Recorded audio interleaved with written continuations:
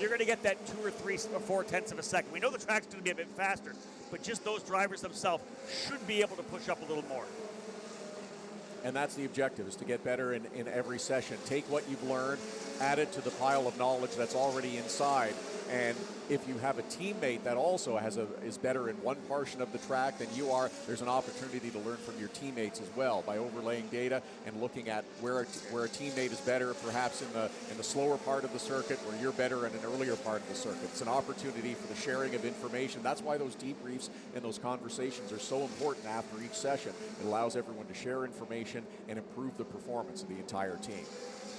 Again, for me, it's seeing just who's able to make the big moves forward. You got to figure the Andretti guys are going to find just a little bit, but maybe not that much. If they were able to maximize their session, are they going to go any quicker than a 105.1 that Kirkwood was able to lay down? We know that Lundqvist was potentially on a theoretical 105 flat before that red flag came out. What can the drivers like Linus Lundqvist, Benjamin Pedersen, they've never been on a street circuit. What can they do to move forward?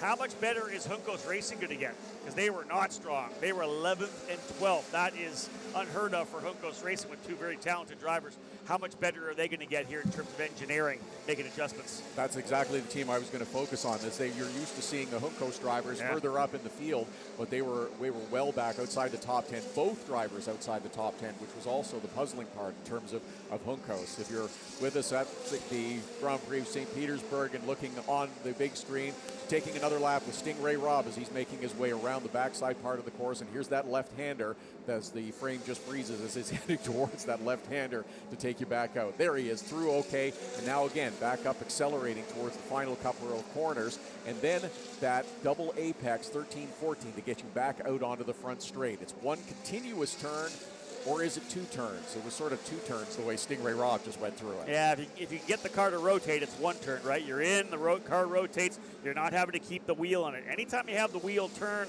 you're scrubbing off speed. You want to get that wheel unwound as quickly as possible, get that car pointed to the exit, back down the straightaway into turn number one. Again, a 105.133 fast time for Kyle Kirkwood.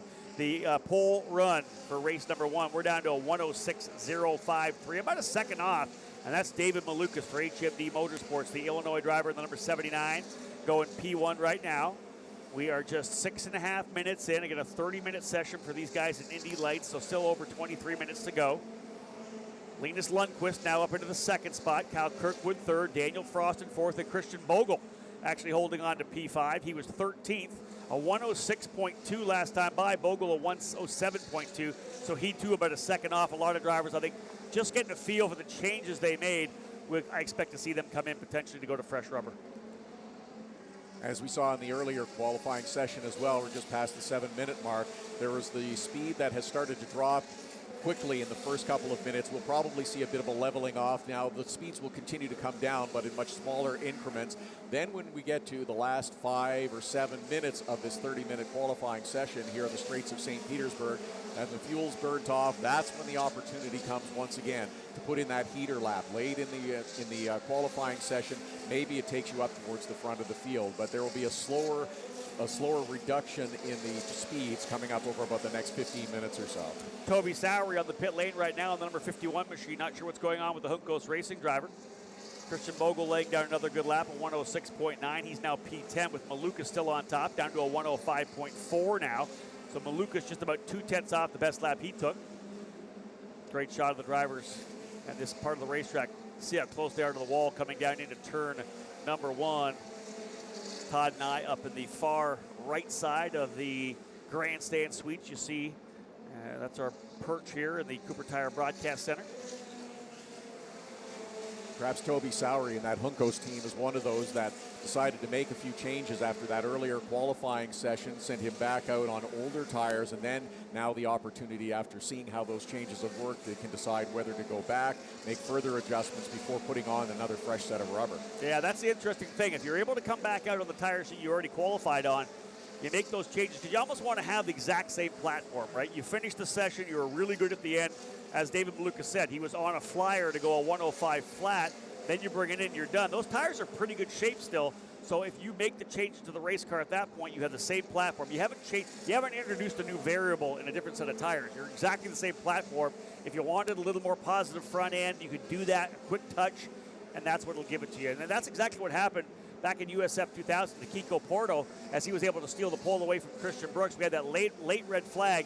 He had just rolled out on fresh tires, got the one lap in, but the car, he said, had a lot of mid-corner understeer. He just had to wait on it. He said, I had to wait before I get back to power. Well, they made some adjustments. As soon as the red flag went out, you're allowed to work on the car. Made a minor adjustment on the front, and he said the car came alive. Gave him the front end he wanted, and he had 2 laps to get the job done, and he did it. So he'll start on pole. And again, that's what all these guys are trying to do, make that one little adjustment that kind of gets that balance where they need it to be.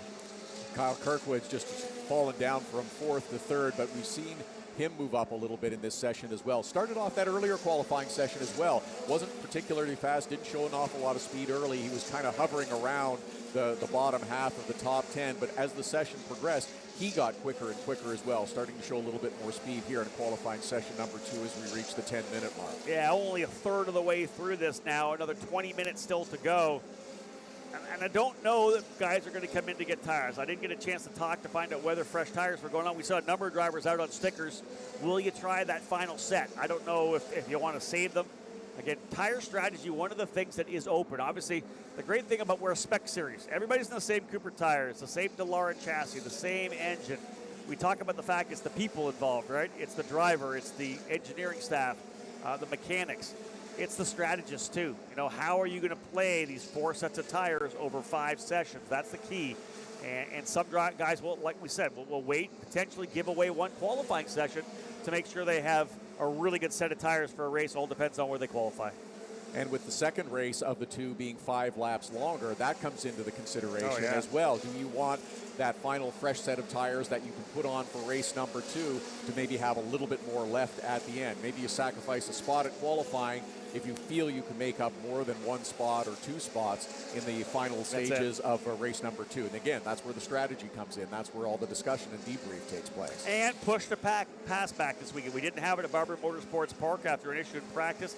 Couldn't quite get the timing lines down perfectly to make sure we activated it correctly for all of the drivers, so they decided to shut it down, scuttle it for that weekend. But it's back. 15 pushes, 15 seconds per push, 50 extra horsepower. And on those long straightaways here, you can really leverage that. And that's only for passing. It cannot be used in a defensive measure with the Indy Light Series. I think that's really key because push to pass isn't push to pass if someone has push to defend at the same time. It just doesn't work. We've seen it in the IndyCar program. Sometimes it works when guys start to run out of it. That's really, for me, that's when push to pass works, when guys are on the button early and somebody's saved up late. Then you can potentially make it work. But just in a straight up mono-a-mono battle, kind of a dogfight, it doesn't work because you can just use the defend. 12 laps down. Daniel Frost now to the top, a 105.246. Getting down closer to trying to break that track record. 0.02 of a second up. And Lundqvist goes to 105.7. 105.7 for Linus Lundqvist. They got 1.7. Literally just over 1/10 of a second off the track record. 105.172 for Linus Lundqvist.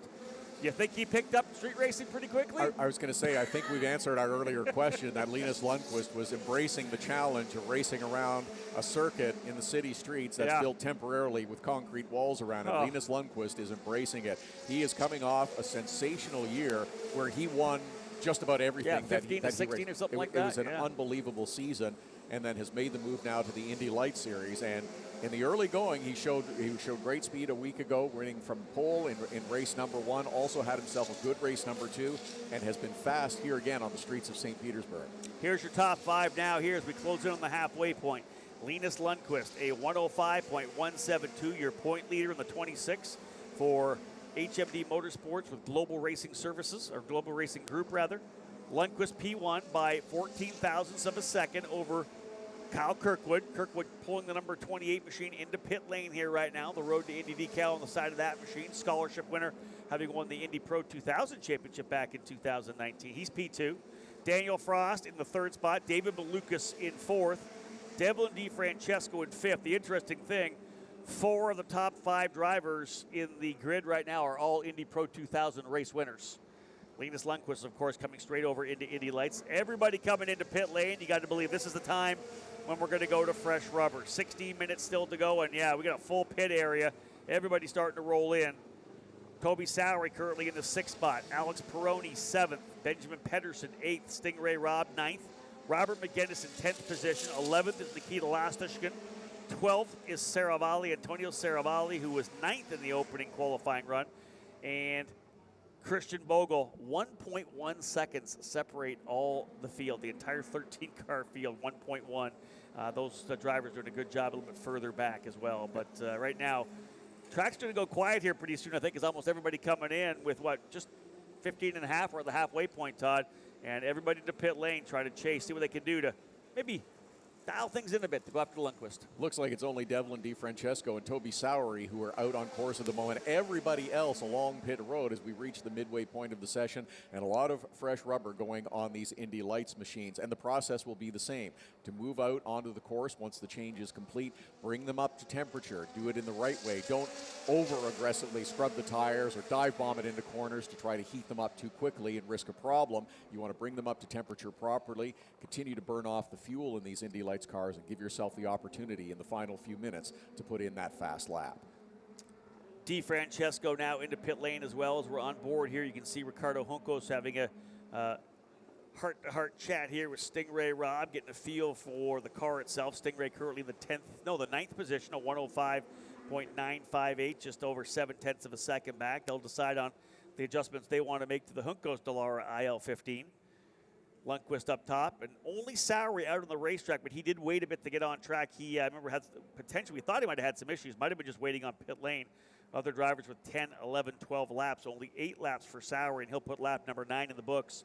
Less than a half a second back now. Sowery in the 51 out of turn 12 and 13 over to the hairpin turn 14. Does not go quicker, a 105.972, and he'll pull it down to the inside of the track coming out of the corner. So all 13 cars, Todd, are going to come into pit lane. We've got 14 minutes remaining, and we'll see whether or not these guys decide to go to fresh tires. I don't see anybody making jumps for tires, at least out of the front of Stingray Robb's car. His teammate coming out here. I think it's Daniel Frost back out. Yeah, both he and Kirkwood, I think, making the change and getting back out on track. So, again, I don't see stickers on those either. They may just be making adjustments. And again, that speaks to the consistency of the Cooper tire, that you can have. Again, there's going to be that optimum time with that tire. But when it comes to tire strategy, these guys are if they're indeed holding on to sticker tires, they're all going to have to push on what they have and rely on the fuel load getting lighter and more empty and having that car much quicker, being lighter as it is. It's an opportunity to learn as well in the final 14 minutes or 13 minutes of this qualifying session as well. They are going to burn off fuel as the races go through the weekend, both tomorrow and on Sunday morning. Yeah. You'll burn off fuel. It's an opportunity. Hey, let's try this change. Let's see if this works as we get later in a run. Maybe it's an opportunity for us to understand how this car is going to behave and set up the balance so that it runs through the length of the entire race. And isn't that what the engineers want? They want to see that car get quicker and quicker. They love seeing a fast lap come late in a run, late in the tires too, not just the first 5 or 6 laps. They want that best lap, if they do an actual race simulation, they're getting down, 20, 25 laps into a simulation. You want that car going quicker at the end because that means everything. The balance stays the same. You have that balance from start to finish. You don't want the car to go off balance. You're burning the front tires off, or whatever it may be. You really want to have even tire wear throughout the entire race so that really, like you said, over those last 5 or 6 laps, if you're in the middle of a chance to fight for a position, whether it's a race win or a podium, you've got the best car possible. You have the weapons, yes.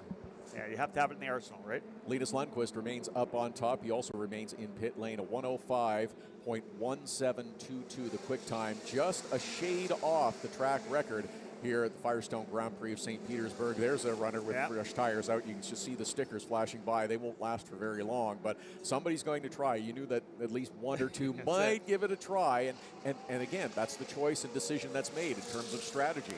Will we give ourselves a better opportunity for success during the race if we use these sticker tires now? And that was one of the HMD Global drivers. You can tell by the livery. Not quite sure which one yet as they rocket by me here. I don't know if that was Lundqvist or Pedersen. Looks like it was Pedersen. Yeah, so Benjamin Pedersen going to sticker tires here, trying to work his way back forward. Benjamin had a really good feel for it, and when I talked to him, really loved being on this racetrack. But he did say between the first session practice and that qualifying run, he said I felt so much more comfortable in qualifying. Having finally got that first session in, everything settled in, all the stuff that was so new to me all of a sudden became a little more rote. I was more comfortable. It was just happening more naturally. That's going to make things a lot. They're going to get faster and faster because of that. It's the unknown, and when you have the unknown, it's just you're waiting for it and reacting to it, as opposed to understanding what to expect when you're out on the track, and you can make your moves and react more naturally. Well, Pedersen turned to 105.72 in qualifying one. He's at a 105.78 right now, already matched where he was, and they just put fresh rubber on. You got to expect that Pedersen's going to find some more speed. And the thing is, let's just say he happens to find 0.4 of a second. Well, all of a sudden he's 5th and not 8th. Kyle Kirkwood has also posted a 105.1. He's 1/100th behind Linus Lundqvist, a 101.8 to Lundqvist 105.17. Stingray Rob rolling back out here as well on that number 2, the Road to Indy scholarship colors. Stingray out of Payette, Idaho. Great young American, winning a number of races last year en route to the championship in the Indy Pro 2000 series. Running with Lundqvist Racing, staying with the team here in 2021.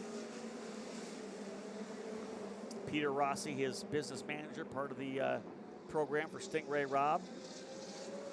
Car looks like a bit of a handful here on the early laps. You can see having a lot of input put into it, coming through turns number 6 and 7. This is 8 and 9. This is a crucial run down onto the back straightaway. You'll see the big run. It's curves to the left all the way down, kind of a kink there, and then you come into the braking zone. We lost the coverage here at this 1 point and 1.2. Here's the braking zone at turn 10. This is where Daniel Frost went off earlier in the day. 11, 12, and 13, a little kink, quick little run through. Big sweeping turn 14. And again, unwind that wheel, back on the power. You can see how he's holding that wheel pinch, and that may be hurting just a little bit. Lundqvist still on top. We'll start looking at drivers getting down to some quicker times here. Lap times just starting to come back up to speed as they get some heat into these tires. And we do know that a couple drivers with fresh rubber, one of them being Benjamin Pedersen in the number 24. Under 9 minutes remaining in this 30-minute qualifying session for the Indy Lights here at the Firestone Grand Prix of St. Petersburg. This will set the field for race number 2, which takes place Sunday morning for the Indy Lights at 10 a.m. Eastern. It will go green. They will race Saturday as well. Race number 1 of this weekend's doubleheader goes green at 3:20 p.m. tomorrow afternoon. It will be right after NTT IndyCar Series qualifying. It will be race number 1, and it is a full day of racing action tomorrow on the road to Indy, with Indy Pro kicking things off at 8 a.m. tomorrow morning with their second qualifying session. And then we've got USF 2000 and Indy Pro 2000 both racing tomorrow morning here on the streets of St. Petersburg. And that one little pocket of time there in the afternoon with NTT IndyCar Series qualifying, Fast 6 qualifying. I am absolutely in love with the qualifying that they do, trying to get out of that first group into the second group, the 12, Fast 12, and then trying to get into the Fast 6. I just think it's intriguing the way some drivers, punch above their weight class and find themselves up into that Fast 6. And I think it's so intriguing.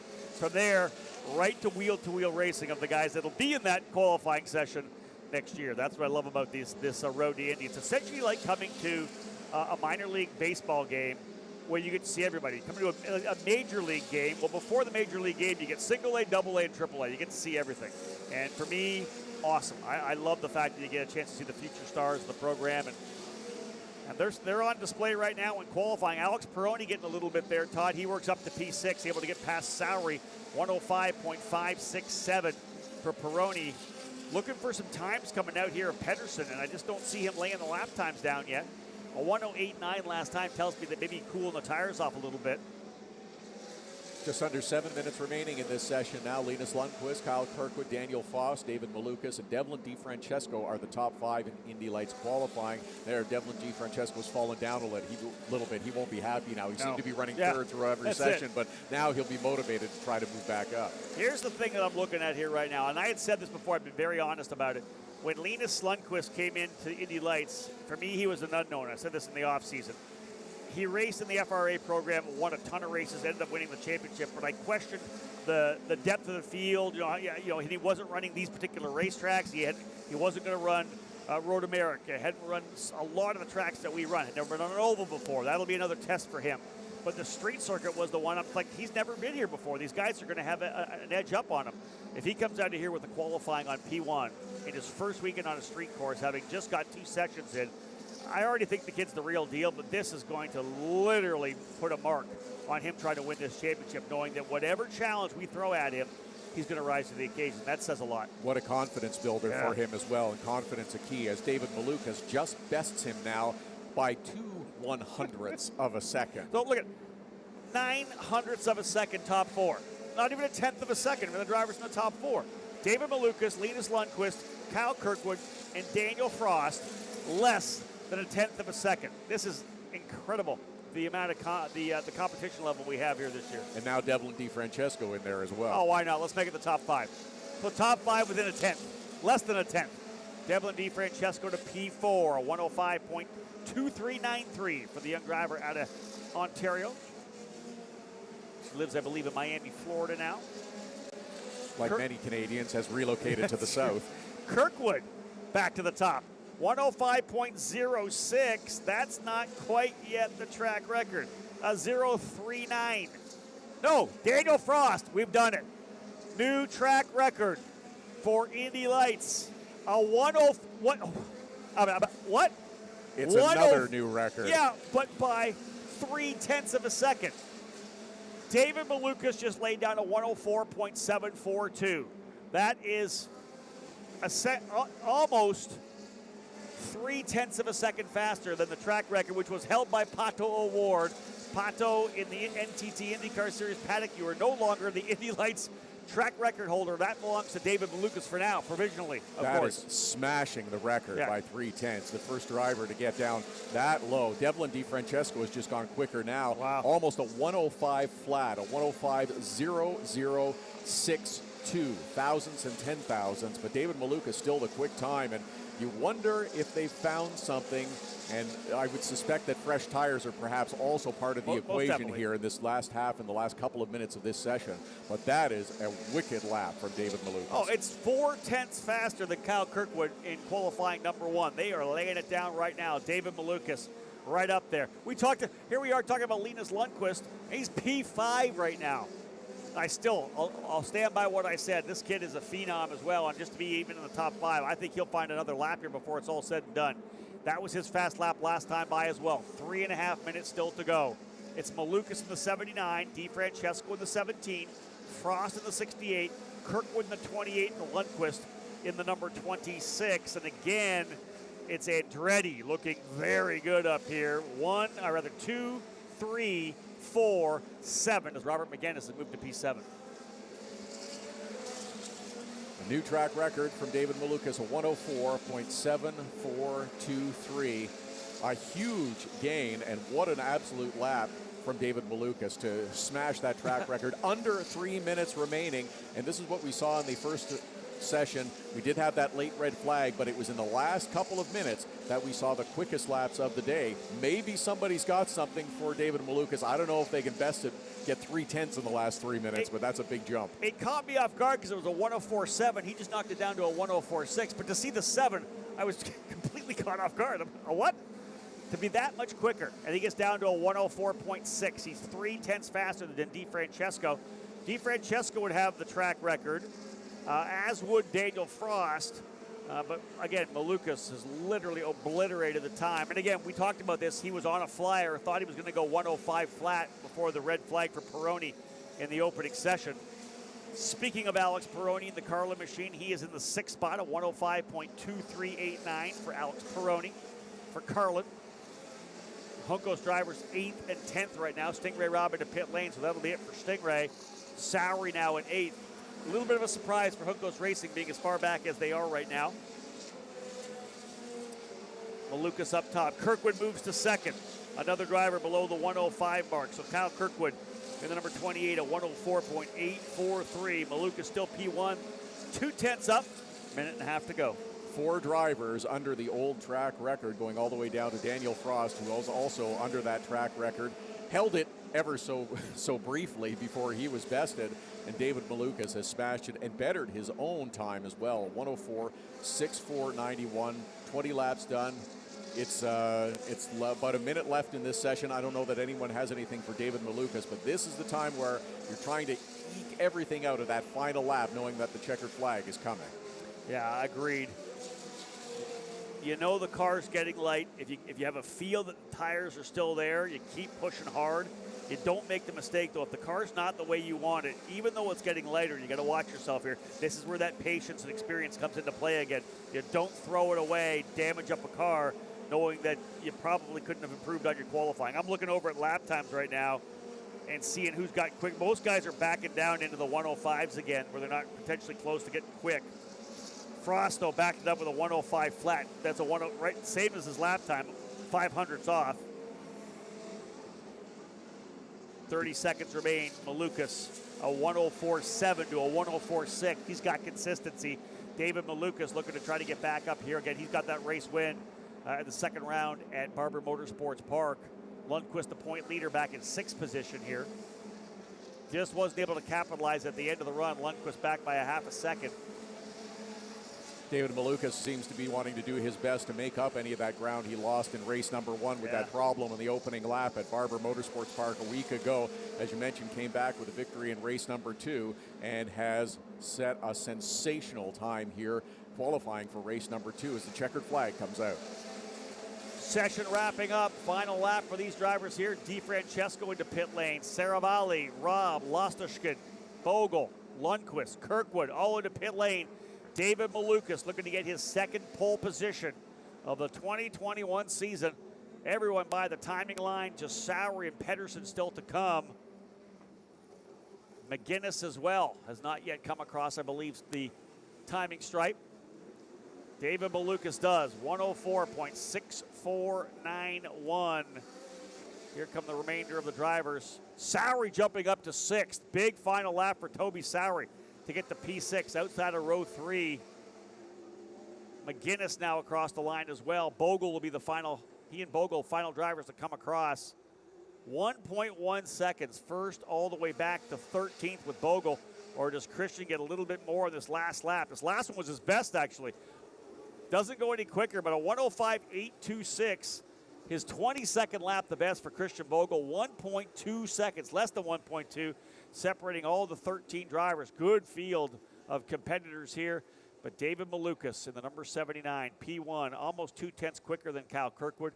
And a new track record for Indy Lights here at the Grand Prix of St. Petersburg, a 104.649, almost a full half second faster than Pato Award's record for 2018. That is a startling lap for David Malukas to score the pole position for race number 2, which will take place on Sunday morning, going green at 10 a.m. Indy Lights will return to the track tomorrow for their first race of the weekend. That goes green at 3:20 p.m. tomorrow afternoon. Malukas, Kirkwood, DeFrancesco, Frost, and Peroni. That's the top 5 as you look at the rundown. Yeah. 6th place, Toby Sauer, final lap, the best for Toby, able to jump ahead of Linus Lundqvist, who was pole for a while there until everybody came calling at the last couple of laps. Robert McGuinness ends up 8th. Benjamin Pedersen at 9th, and Antonio Saravalli in 10th.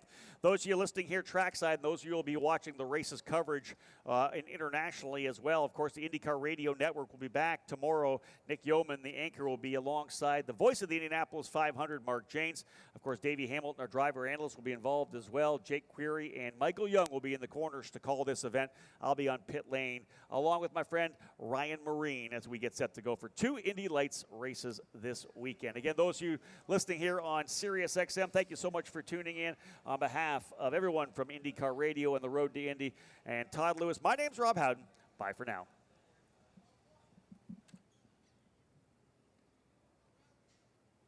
David Malukas will have the pole for race number 2. Hey, your Uncle Cooper here. Once upon a time, there was a girl named Goldie, my niece, your cousin, and Goldie didn't know which tires were right for her. The first ones were too much tire, and then the next ones were not enough tire. Anyway, long story short, Goldie found the Coopers, and they were just right. What a happy, practical ending. Go to sleep. I love you. Go with the Coopers. Cooper!